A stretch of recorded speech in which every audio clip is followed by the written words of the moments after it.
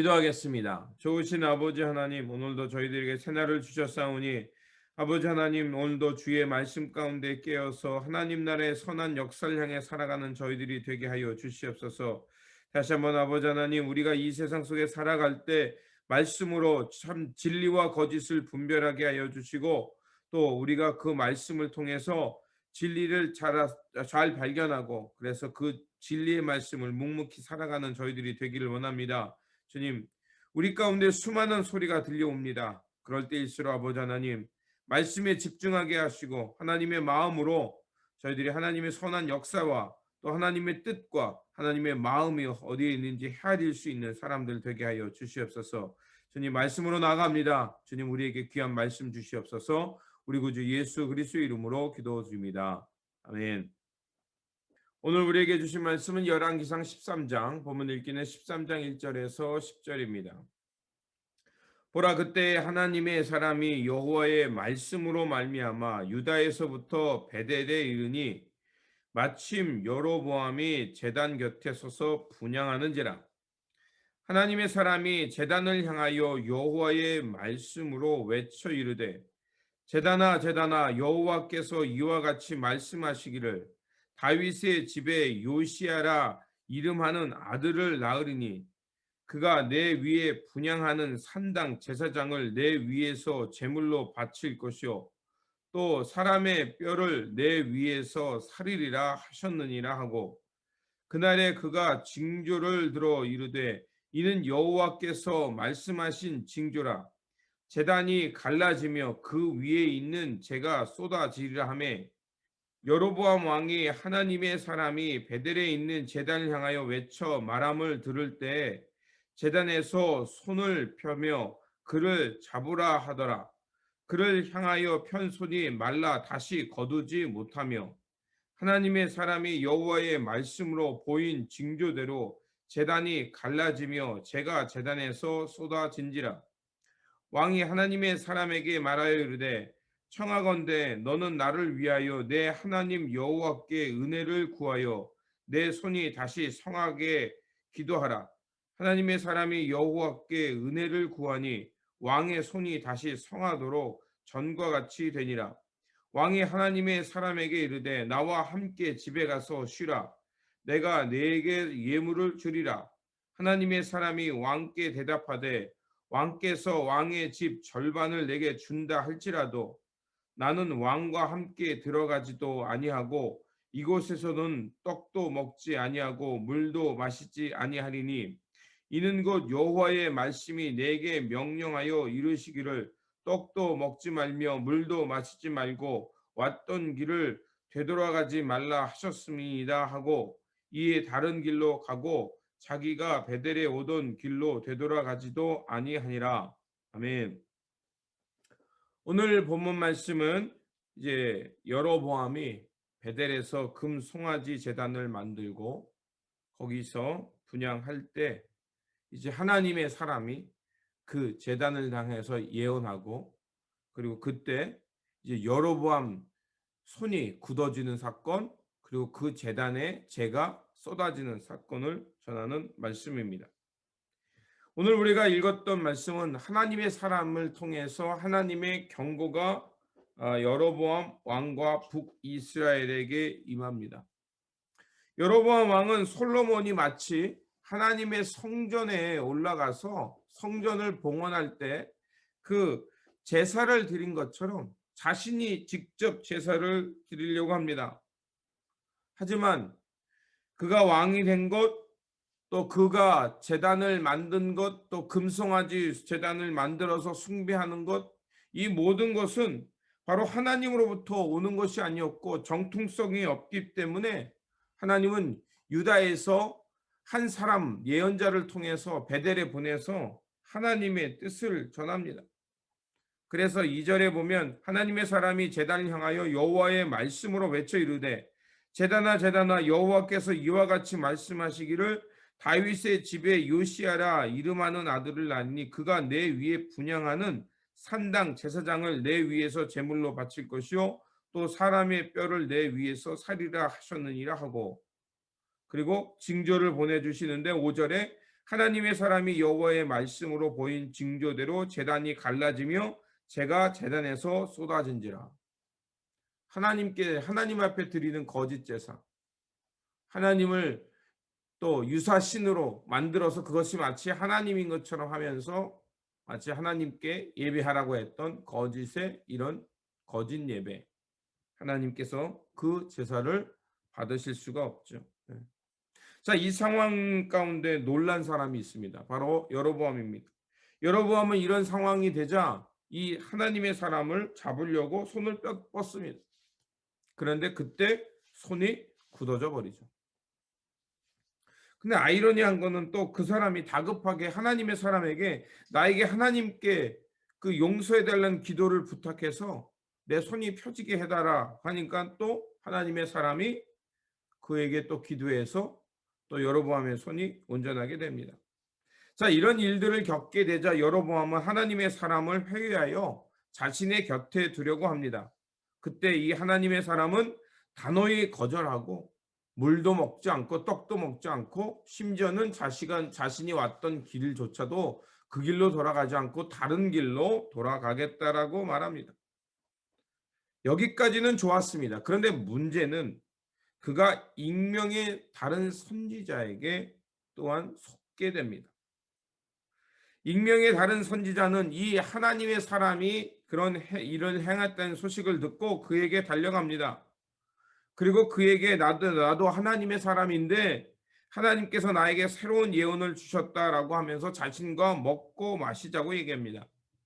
그런데 이것은 거짓이었죠. 그 거짓 선지자가 말하는 회유를 듣고 하나님의 사람이 들어가서 식사할 때 그 거짓 예언자에게 하나님의 말씀이 내리죠. 유다에서 왔던 그 하나님의 사람은 결국 사자밥이 될 것이라는 겁니다. 그런 또 의외의 사건이 나옵니다. 거짓으로 하나님의 사람을 유혹했던 그 늙은 선지자가 또 유다에서 온 선지자가 죽었다는 것을 통곡하고 자신이 죽거든 그 선지자 곁에 묻어달라고 합니다. 이 늙은 예언자의 행동은 이해하기 어렵습니다. 거짓말로 사람을 깨워놓고 그래서 그의 죽음을 슬퍼하는 것은 모순되어 보입니다. 그리고 이런 늙은 선지자의 행위는 거짓입니다. 이런 행동은 사람들을 혼란하게 하고 시험에 빠뜨리는 행위입니다. 하나님의 말씀이 나에게 임했다라고 하면서 사람들을 현혹하는 경우가 너무나도 많습니다.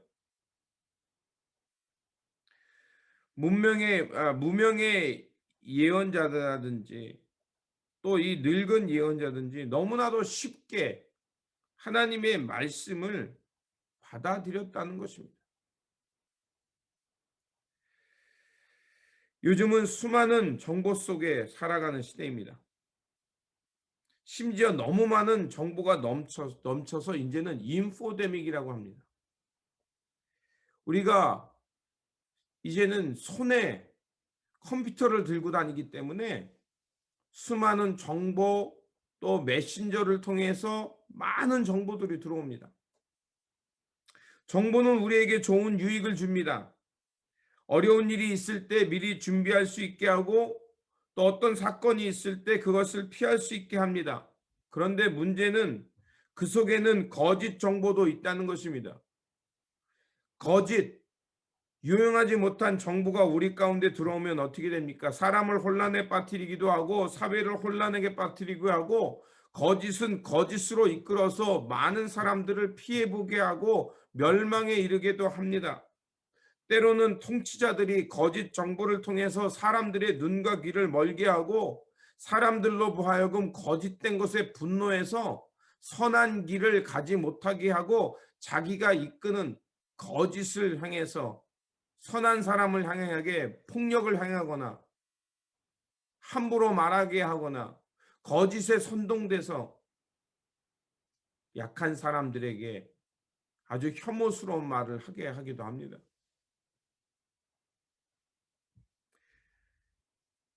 이처럼 좋은 정보도 있지만 나쁜 정보도 있습니다. 마찬가지입니다. 사람들은 다른 사람을 현혹하거나 시험할 때 거짓과 진리를 섞어서 말합니다. 안타까운 것은 공동체 안에도 또 그리스도인이라고 해서 여기서 자유롭지 못합니다. 거짓과 진리, 부분적인 진리에다가 거짓을 섞어서 마치 그것이 진짜인 것처럼 포장합니다. 하나님의 말씀에 부분적으로 맞는 말씀을 가져다가 자신이 요구하는 방향으로 자신의 그 욕망이 정당화시키기 위해서 하나님의 말씀을 포장해서 마치 이것이 하나님의 일인 양, 그것이 교회를 위하는 것, 하나님이 뜻인 양 이렇게 말합니다. 여러분 어떻게 분별하시겠습니까? 한 가지 팁을 드린다면 말과 행동이 불일치일 때 그 사람이 행동하는 걸 보면 압니다. 그게 그 사람의 진짜입니다. 언행이 불일치하면 그 사람이 말하는 것을 보지 말고 살아가는 삶의 모습을 보면 됩니다. 그리고 말씀과 사람의 욕망이 믹스됐을 때 중요한 것은 그것이 추구하는 방향이 평화이고 생명이고 진짜 모두를 하나님의 진리로 이끄는 방향인가를 살펴보면 됩니다. 누군가 특정인 부분적인 것만을 향해 간다면 그것은 잘못된 것입니다. 그리고 우리 안에 내 마음, 내 욕망과 하나님의 성령님이 우리 가운데 주시는 선한 양심의 소리가 있습니다. 그것이 우리 안에 충돌합니다. 많은 경우 내 욕망의 소리와 하나님의 뜻이 충돌하는 것을 경험하게 될 것입니다. 그럴 때 우리가 하나님의 뜻을 알고 그것을 분별하는 길은 다른 거 아닙니다. 하나님의 말씀이라는 것, 하나님의 말씀 앞에 나를 조용히 앉히는 것입니다. 엄벙덤벙해서는 안 됩니다. 하나님의 말씀 앞에 내가 조용히 묵상하며 무릎 꿇어야 합니다. 그리고 그 마음이 잔잔한 가운데 하나님의 세밀한 음성, 정말 하나님의 역사를 내 욕망이 내 유익이 아니라 물론 나에게 유익이 되기도 하죠. 근데 무엇보다도 하나님이 진정으로 원하는 것이 무엇인가를 내가 조용히 묵상하면서 기다리면 하나님의 선한 음성이 우리 가운데 들려옵니다.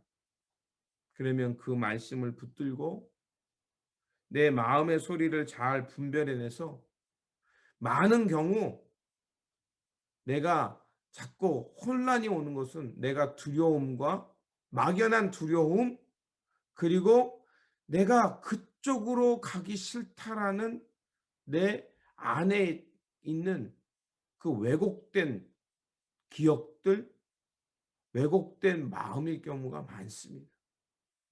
그럴 때 그 왜곡 또 이것이 잘못된 막연한 두려움이란 것을 걷어내면 하나님의 분명한 뜻과 음성이 들려올 거라 믿습니다. 이렇게 하나님의 말씀 앞에서 시험과 유혹을 잘 분별해내야 합니다. 그래서 말씀이라는 또 신앙이라는 용어로 위장돼서 사람들을 현혹시킬 때 그것들을 잘 걷어낼 수 있는 것입니다. 그래야 우리가 하나님의 선한 역사, 하나님의 선한 뜻을 향해 바르게 순종하며 현혹받지 않고 살아갈 수 있는 것입니다. 여러분, 내가 시험 받는 거 이상하게 여기지 마시기 바랍니다. 예수님께서도 광야에서 인간의 본능과 욕구에 대해서 시험을 받으셨습니다. 하나님의 아들이신 예수 그리스도 성령이 충만한 가운데 광야에서 시험 받으셨는데 하물며 주님의 길을 걷는 우리들에게 시험이 없다라고 생각하는 것은 말이 안 됩니다. 중요한 것은 그 시험이 우리에게 언제든지 올 수 있다는 것을 깨어 알고 그리고 예수님이 말씀을 통해서 그 시험들을 자기의 욕구와 욕망의 본능을 거부하신 것처럼 우리가 말씀을 가까이 하고 그 말씀으로 그 시험과 유혹들을 분별하고 분별해내서 그것을 즉시 대적해 갈 때 우리는 욕망이 아닌 욕구가 아닌 하나님의 선한 역사를 향해 살아갈 수 있는 것입니다. 저도 여러 가지로 넘어질 때가 많이 있습니다. 그때 제가 넘어질 때 상황을 보면 계속해서 잘못된 것을 아는데 그것을 그냥 끌려가는 거예요.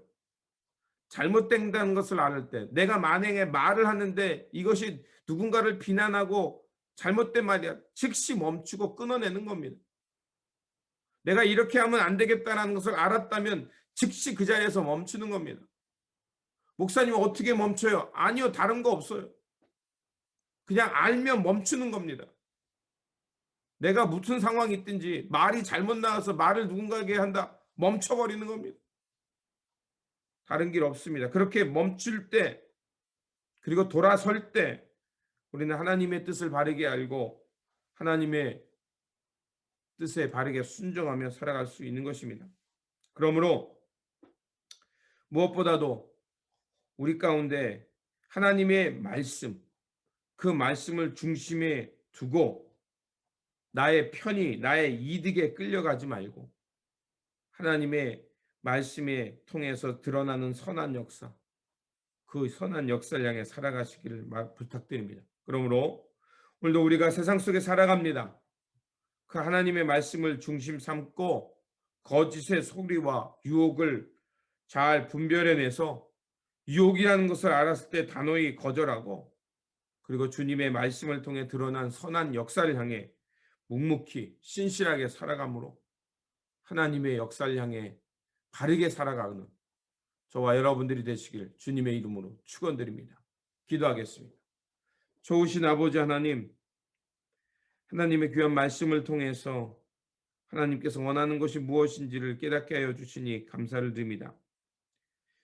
유대에서 온 하나님의 사람은 하나님의 말씀을 잘 전했지만 그러나 하나님의 말씀으로 위장된 거짓의 소리에 그만 넘어가 그의 삶을 억울하게 또 허망하게 마감했습니다.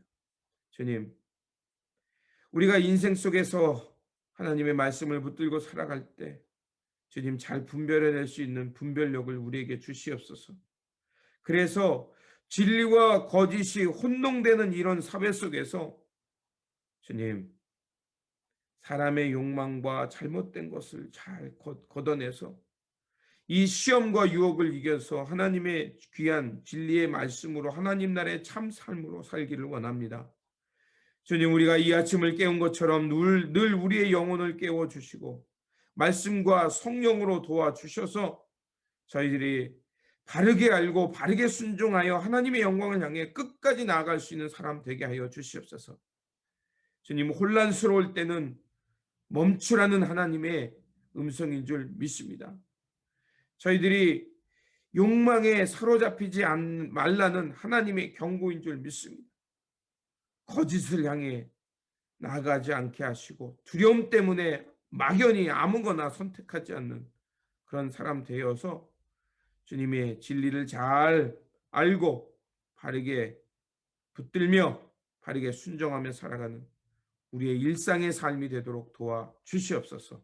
우리 구주 예수 그리스도의 이름으로 기도드립니다. 아멘. 오늘 우리에게 주신 말씀을 붙들고 살아가는 한날이 되시기를 바라며 하나님의 말씀을 붙들고 잘 분별해서 주님께 바르게 순종하고 하나님의 선한 역사를 향해 묵묵히 살아가는 저와 여러분들이 되시기를 바랍니다. 주님의 평안이 함께 하시기 바랍니다.